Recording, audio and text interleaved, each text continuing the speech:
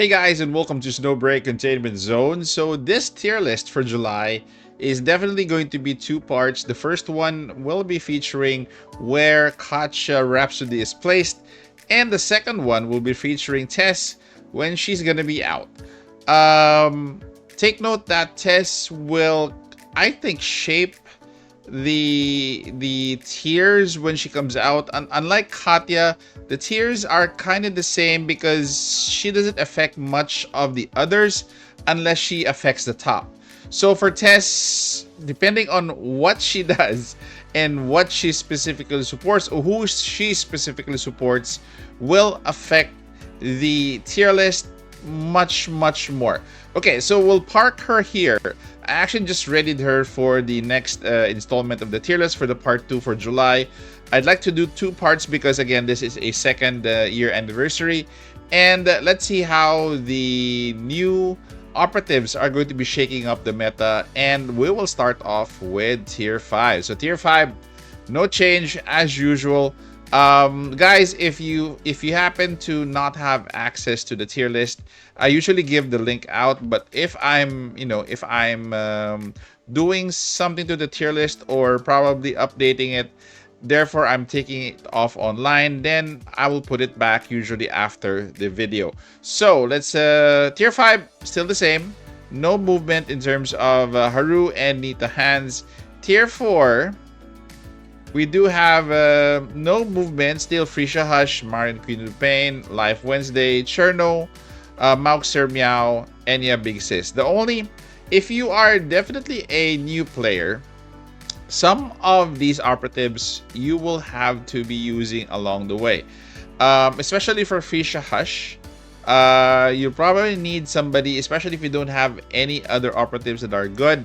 Frisha Hush, Marian Queen of Pain, and Life are probably the ones that you will be able to use up until you get better units. So let's go to tier 3. Tier 3 are also kind of your temporary units, especially for Yao Quiet Wither. If you're new to the game, you started just recently for the second year anniversary, Yao will be your best friend in terms of your best healer, because you won't have much unless if you get the Cub, unless if you get the Observer Chenshing, which we'll go to later.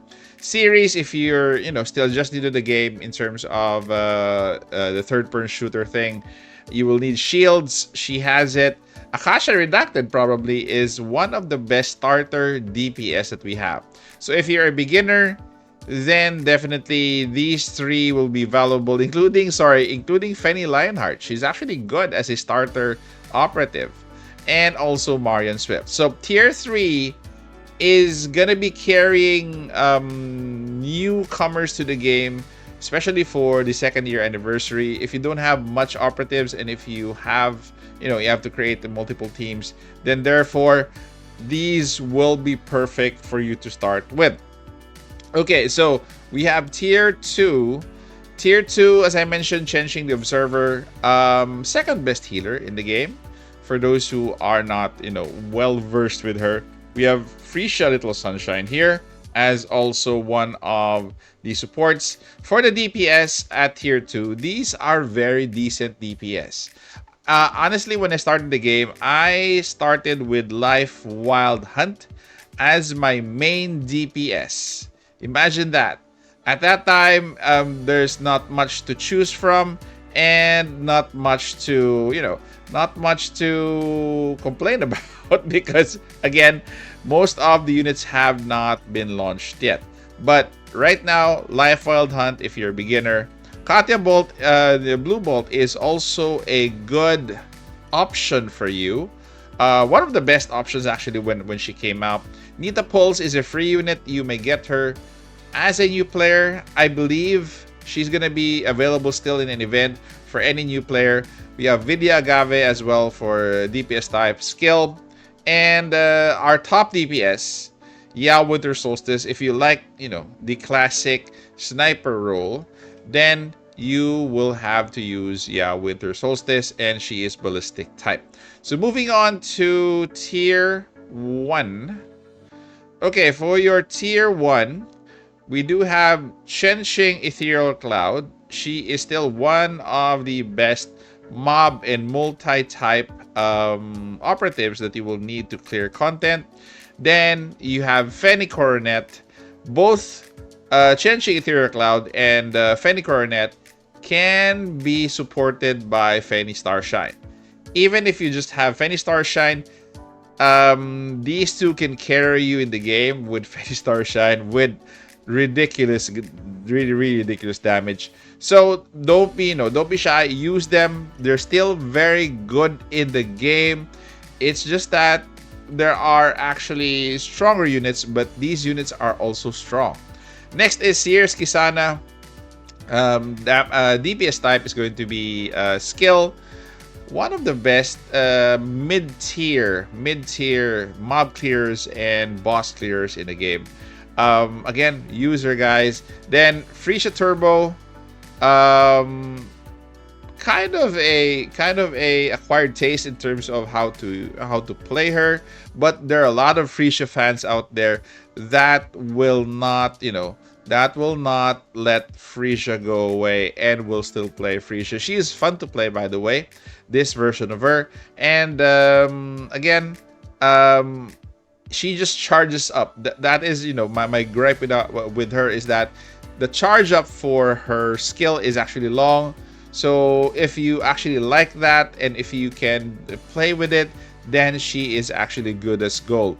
Then we do have Ichel the Cub, our best healer, healing bonus, and best passive healing. So you don't have to do anything, you just have to slot her in your support as one of your supports, then you're good. So again, the three healers that are out would be Yao, Chenxing, and the last one would be Ichel the Cup. So this one, the top tier 0.5, is clearly going to be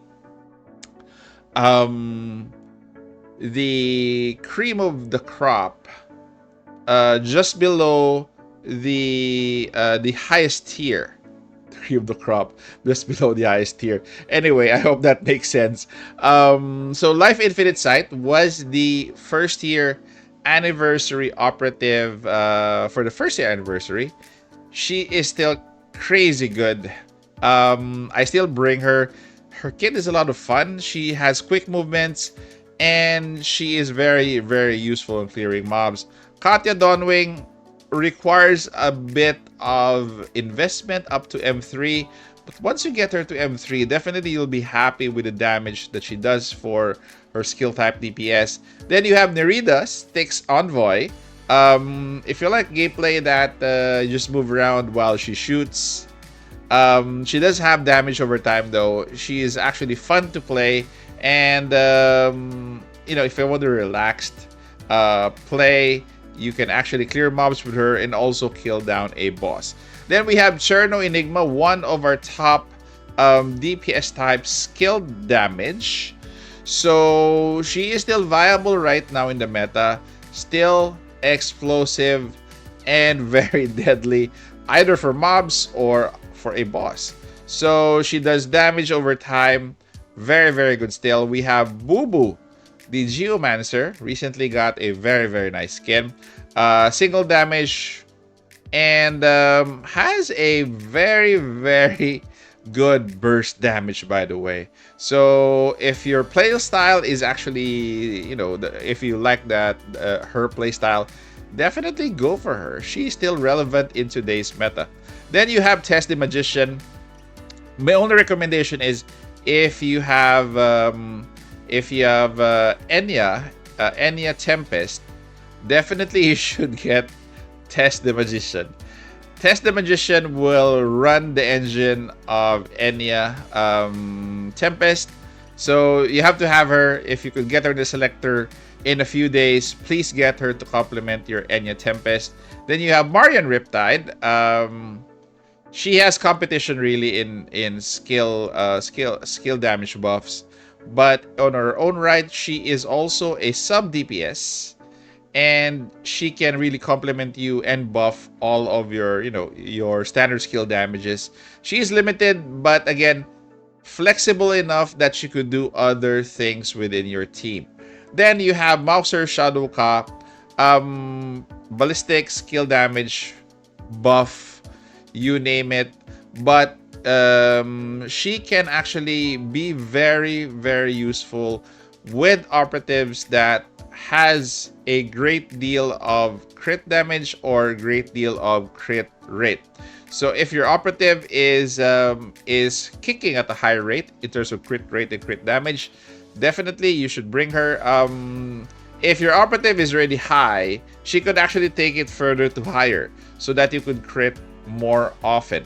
So that is her role. And the last tier, which is your tier 0. Okay, I'm gonna be stay more here in this category. We do have Shenxing Jade Arc, arguably I think the best ballistic damage type DPS that we have in this game, unless Katya Rhapsody dethrones her. For me, both have different styles. Shenxing Jade Arc is more of a deliberate playstyle. You need to play this way. You need to you need to stack more arrows to deal more ultimate damage. And while Katya Rhapsody, our new operative here, is more of a simpler approach. Just stand, shoot, have a healer, and just do all your standard skills. Shoot through the dimension, then deal as much damage as possible up until your magazine runs out with 300 bullets. So you can also move around with her, but she's not as mobile as Shenxing Jade Arc.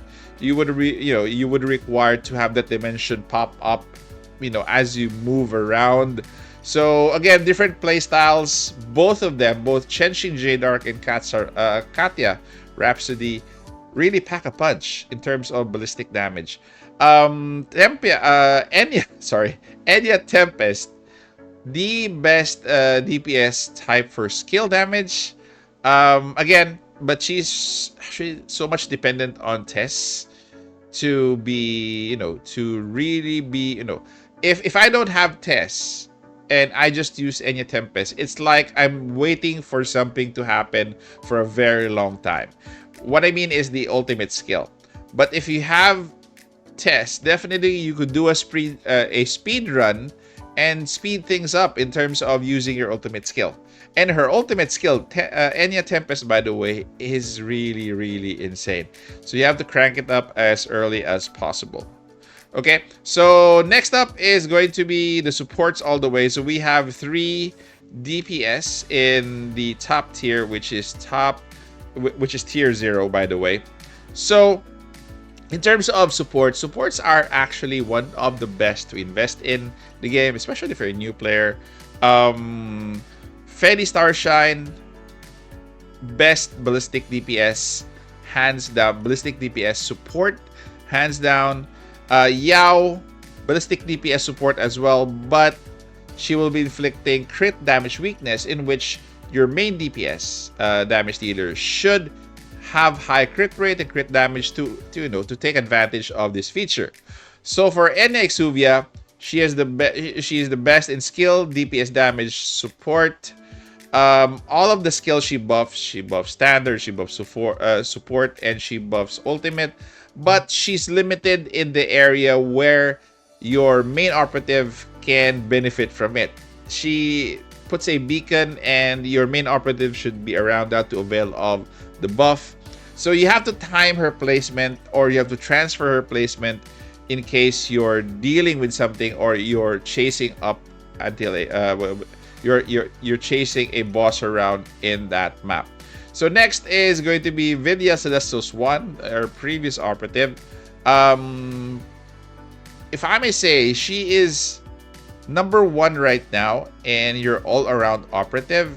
She can be placed in any team, really, any team, whether it be ballistic, support, a mishmash of everything. She does decrease corresponding resistance type and decrease defense before your main operative can mow that enemy down.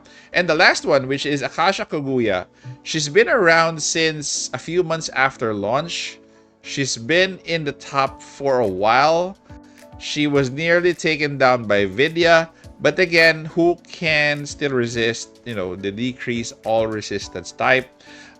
For Vidya, the difference between both of them is decrease in corresponding resistance type. So basically, decrease in just one single element, while Akasha can decrease all type resistance. So all elements at once. So that is the difference. Plus, she now can be used together with Katya Rhapsody because Katya will need a Frost Operative.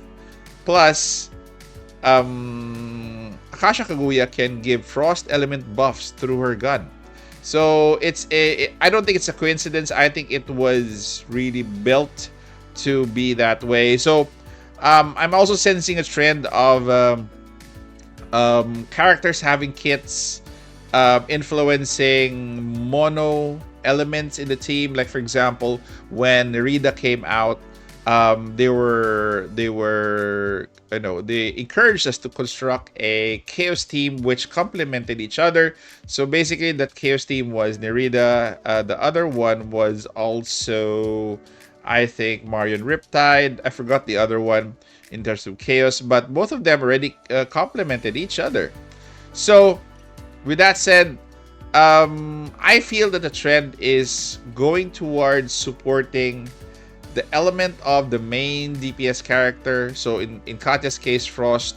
So they have really put down, upgrades wherein another Frost character within the team activates it, or unless if you don't have another Frost character, that buff won't kick in. So I'm looking at the future that they're trying to not really force, but encourage players to have mono elements in the team. At least one other operative to just trigger some of the buffs, which will synergize, of course. So with that said, I'm actually also hoping that Tess Fantasia will be Frost so that she could complement Katya Rhapsody in her kit.